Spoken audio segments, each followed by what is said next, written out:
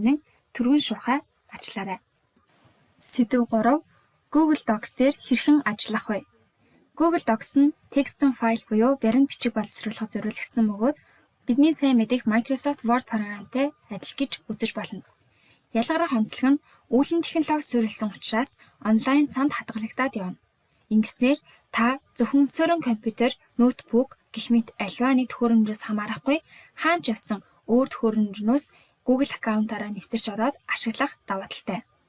Нэг доор олон хүн зэрэг ажиллах буюу хамгийн дээдлээ 50 хүн ажиллах боломжтой. Хэрэв та өмнө нь ажилласан байгаа файлаа Google Docs руу шилжүүлэхийг хүсвэл эхнээс нь тохиргоогоо шалгах хэрэгтэй.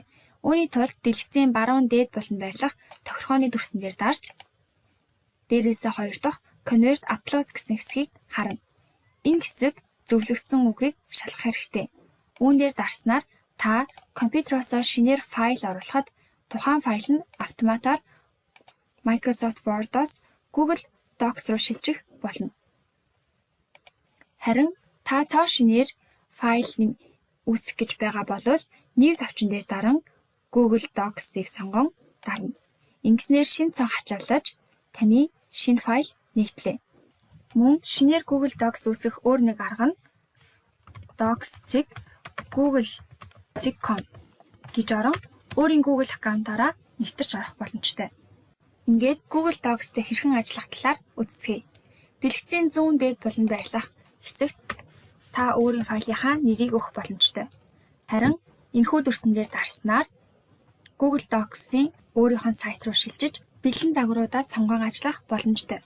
Ингээд хэрэглэгдэхүүнүүдтэйгээ танилццгаая. Дэлгэцийн зүүн дээд талаас ахуулаад буцаах болон ухраах товч, мөн хэвлэх товч, алдаа шалгах зэрэг товчууд байна. Харин энэхүү товч нь тухайн сонгогдсон текстний загварыг бусад бүх текстэнд хуулах боломжийг олгодог. Жишээлбэл энэ хэсгийг идэвхжүүлээд Paint формат дээр даран бусад хэсгүүд лөө бүгдэнд нь хуулах боломжтой. Амархан байгаа биз? Үүний дараа бидэнд томруулах боломжтой зүүн хэсэг мөн текстийн форматыг нь өөрчлөх боломжтой хэсгүүд харагдаж байна. Хэрэв та фонт нэмэхийг хүсч байвал More Fonts тавчин дээр даран боломжит фонтуудыг сонгож OK тавчийг дарснаар нэмнэ.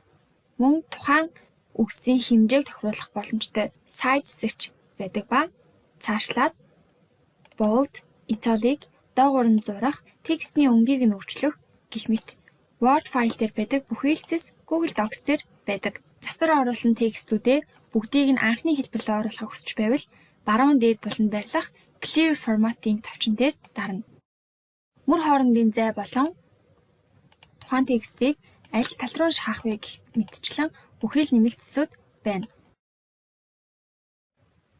Та Google Docs-то мөн зураг оруулах боломжтой. Үүний тулд зүүн дээд болон байрлах Insert тавчин дээр даран Image хэсгээр дарна. Компьютероос оруулах, вебээс хайх, драйваас оруулах гэх мэтчлэн хэд хэдэн сонголтууд байдаг. Хэрэв хүснэгт оруулахыг хүсвэл тейбл дээр дарж мөр болон багны тоог сонгон оруулах боломжтой. Үүссэн хүснэгт дээрээ хулгана аваачин идэвхжүүлээд баруун тавчийг дарахад тухайн хүснэгт дээрээ мөр нэмэх, мөрийг хасах, устгах, нэгтгэх, салгах гэх мэтчлэн цэснүүд харагдаж байна. Мөн Insert цэцлүүгээ ороод Drawing хэсгээр дарж New тавчийг дарснаар эндээс дүрс сонгон үг бичиж өөрийнхөө хүссэн дүрсийг бүтээх боломжтой.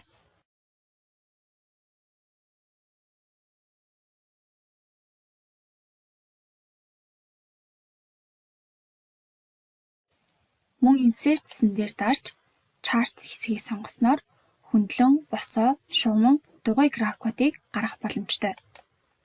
Шинээр үүсгэсэн файлаа бусдад хэрхэн хуваалцах вэ? Дэлгэцийн баруун дээд болон байрлах Share тавч дээр дарж эхний сонголтоор тухайн хүнийхээ имэйлийг бичин хуваалцах боломжтой. Хойно байрлах суман дээр дарж урьж буй хүнийгээ тухайн файлыг харах, санал болгох, эсвэл өөрчлөлт оруулах эрхтэйгээр сонгоно. Мессеж хэсгээр урилгынхаа товч агуулгыг бичиж болно. Ингээд болсон гэж үзвэл Send тавчийг дарж урилгаа илгээнэ. Харин хоёр дахь боломж нь мөн л Share тавчин дээрээ дарж доор нь байрлах get link, copy link гэдэг тавчийг дарна. Та хуулж авсан линкээ имэйлээр болон бусад суугаар хүмүүст рүү илгээхэд тухайн хүмүүс линкээр дамжин имэйл хандах эрхтэй болно. Мөн мэйлээ явуулахдаа тухайн хүнийг файлыг засах, санал болгох, харах гэсэн төлөвийн аль тохирохыг нь сонгохоо бүү мартаарай. Урилга хүлээн авч хамтдаа файл дээр ажиллахаар орж ирсэн хүмүүс ингэж харагдана. Хэрэв та тантай зэрэгцэн хэн ажиллаж байгааг харахыг хүсвэл share тавчны урд байрлах энэ дүрсээр харагдаж байна. Мөн show chat гэсэн дээр даран 2-оос дээш хүн тантай зэрэгцэн ажиллаж байвал энэ хэсэгт чатлах боломжтой. Ингэснээр гишүүд дор бүрнээ саналаа солилцох боломжтой юм. Мөн бид текстийн аль нэг хэсгийг идэвхжүүлэн сонгоод өөрийн саналаа бичиж үлдээх боломжтой. Үүний тулд идэвхжүүлэн сонгосон текстийнхаа хажууд байрлах add comment буюу энэ дүрсээр дарж тухайн хэсэгт зориулсан саналаа үлдээх боломжтой. Мөн өөр хүмүүсийн үлдээсэн саналыг баруун гарталд харах боломжтой ба та өөрөө файлыг эзэмшигч бол зөв тэмдэгтээр дарж тухайн саналыг хүлээж авна. Хэн хаана ажиллаж байгаа гэдг нь энд харагдаж буй өөр өнгөөр тэмдэглэгдэж байна. Хэрвээ хамтран ажиллаж байгаа хүмүүсийнхээ файл дээр оруулсан засварын түүхийг харахыг хүсвэл дэлгэцийн дээр байрлах Open Version History дээр дарна. Ингэснээр баруун гарталд хэн ямар өөрчлөлт оруулсан нь харагдаж байна.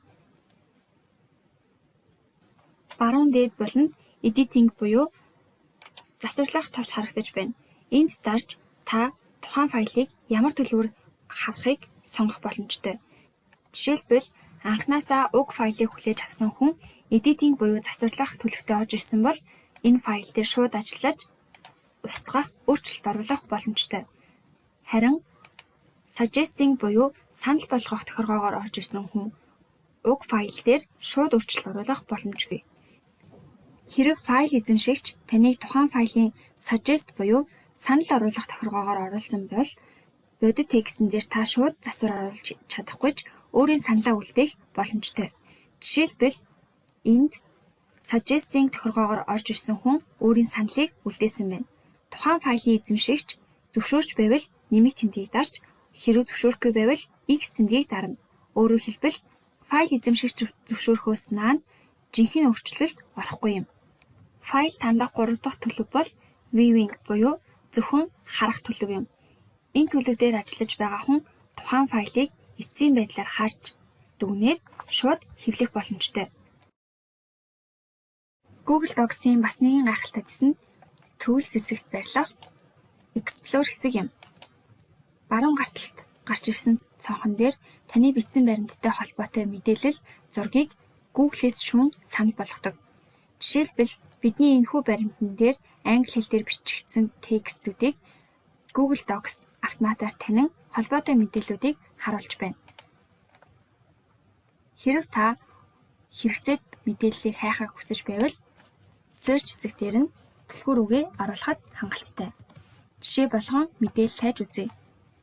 Энд миний хайсан мэдээлэлтэй холбоотой 3 төрлийн мэдээлэл гарч ирнэ. Эхнийх нь веб хэсэгт нийтлэгдсэн нийтлэлүүд болон бусад сайтууд дахь мэдээллүүд харагдаж байна. Харин images буюу зураг хэсэгт нь зургийн мэдээллүүд харагдана. Drive хэсэгт тухайн түлхүүр үгтэй холбоотой таны файлууд харагдаж байна. Веб хэсгээс бид хүссэн мэдээллээ иш татан оруулах боломжтой юм. Үүний тулд хайлтаас гарч ирсэн мэдээлэл рүү орон автоматар шинэ цонх үүснэ. Энэхүү цонхноос өөрт хэрэгцээд мэдээллээ copy paste хийх боломжтой бөгөөд буцаж Google Doc файл дээр хурж ирэн paste хийнэ. Ингээд тухайн мэдээллийг энэ сайтнаас авсан гэдгээ оруулахын тулд сайтын ард байрлах Cite as footnote гэсэн товчон дээр дарна. Ингээд автоматар таны хуудасны доод талд ишлэл харагдаж байна.